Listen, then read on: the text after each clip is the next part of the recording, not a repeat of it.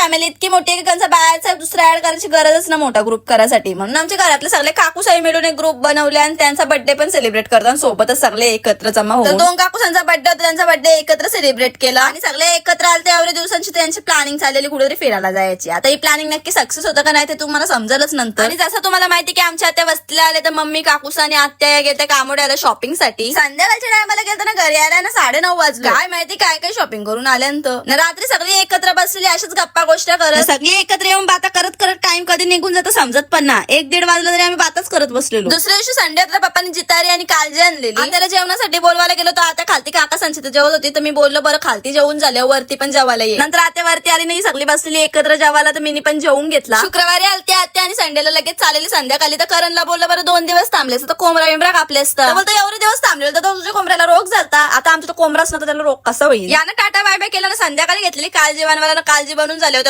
चिंटू पण आलता म्हणजे तो गेला मामाशी तो वस्तीला ना 2 दिवसांनी तो पण आला. आता मी मिनी ब्लॉग मध्ये काय जास्त सांगत नाही कारण की मी सांगत बसलो तो ब्लॉग लय मोठा होईल. म्हणून जर तुम्हाला फुल ब्लॉग बघायचा असेल तर मी युट्यूबवर अपलोड केले नक्की जाऊन बघा. जर ब्लॉग आवडला असेल तर लाईक पण करा ना. त्यासोबतच जर युट्यूबवर नवीन असेल तर सबस्क्राईब आणि इन्स्टा फॉलो करायला पण अजिबात विसरू नका हो. Bye bye.